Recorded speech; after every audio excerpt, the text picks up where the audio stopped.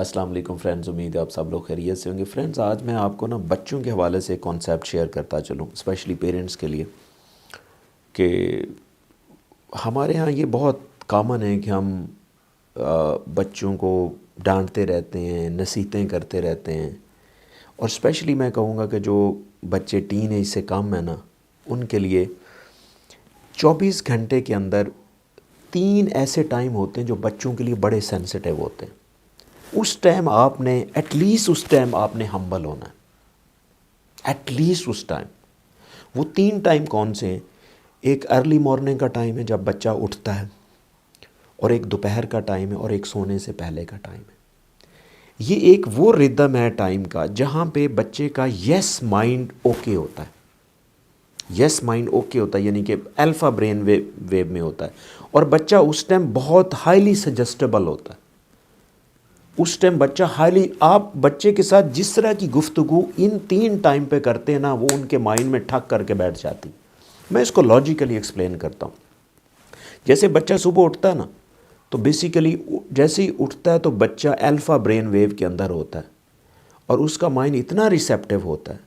और स्पेशली हमारे कल्चर में क्या होता है कि हमारे यहाँ जो एग्रेसिव बिहेवियर होता ही मॉर्निंग में, यानी बच्चा उठे नहीं हो, जल्दी उठो, जल्दी कपड़े पहनो, वैन आ गई, फलाना आ गया, ठीक है। आप उस टाइम ज़्यादा एग्रेसिव होते हैं, और ये बहुत लीथल है। उस टाइम ये वाला बिहेवियर उसके सबकॉन्शियस माइंड में यानी कि इमोशनल माइंड में अटैच होता जाएगा। तो भाई इस टाइम थोड़ी सी एहतियात करें। बच्चे को आपने उठाना ही है, आप सुकून से उठा सकते हैं, आप बड़े प्यार से तरीके से आप उसको उठा सकते हैं, आप उसके साथ कम्युनिकेशन अच्छी कर सकते हैं, ठीक है। गुड बाय के मैसेज के साथ आप उसको अच्छे जेस्चर के साथ सी ऑफ करते हैं, ठीक है।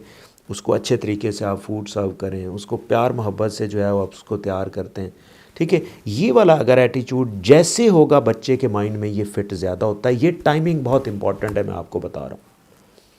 और जैसे ही बच्चा स्कूल से वापस आता है तो आपने मार्क्स पूछना शुरू कर दिया। आज किस चीज़ का टेस्ट था, टेस्ट दिखाओ, क्या मार्क्स का हैं, ये क्या किया आपने।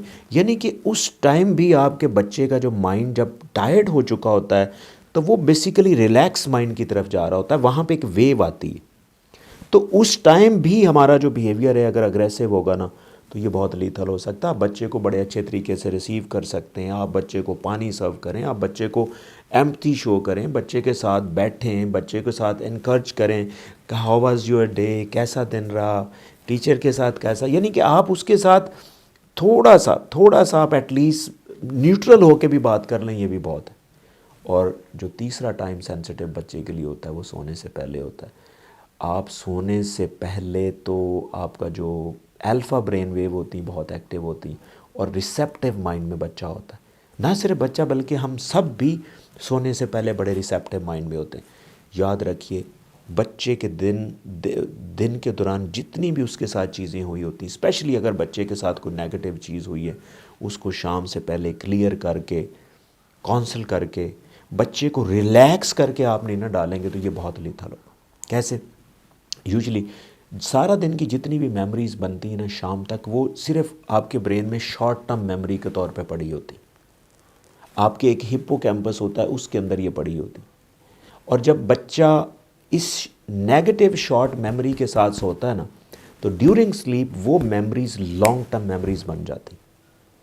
तो कोशिश करें कि आप हर दिन के जो नेगेटिव बिहेवियर्स या नेगेटिव चीज़ें थी, आपने बच्चे को कहीं डांटा, बच्चे को कहीं आपने जो है वो एडवाइस की, बच्चे को बुरा लगा, कहीं उसका कोई उससे गलती होगी, तो आपने शाम के टाइम सोने से पहले आप उसको क्लियर कर देना अगर, तो ये उसके लिए अच्छा होगा। और वही मेमोरीज़ के साथ वो सुबह उठता भी है।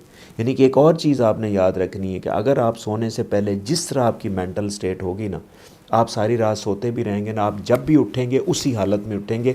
आपकी वही सोच होगी, वही नेगेटिविटी होगी, वैसे ही थकावट होगी, चाहे आप सो के भी उठे होंगे। तो ये याद रखिएगा, स्पेशली मैंने पेरेंट्स के लिए वीडियो दी है कि आप 3 टाइम्स बच्चों के साथ बड़े एहतियात से काम लेंगे तो इंशाल्लाह बच्चे की भी मेंटल हेल्थ अच्छी होगी और आपकी भी मेंटल हेल्थ बहुत अच्छी होगी। क्योंकि बच्चे तंग नहीं होंगे ना तो आप बेसिकली अच्छा ही, क्योंकि बच्चा अगर तंग है ना तो आपको भी कहीं ना कहीं आप प्रॉब्लम में होते हैं। तो आई होप कि आपको कॉन्सेप्ट अच्छा लगा होगा, but still if you have any question please write me in the comment section and definitely will answer. Thank you.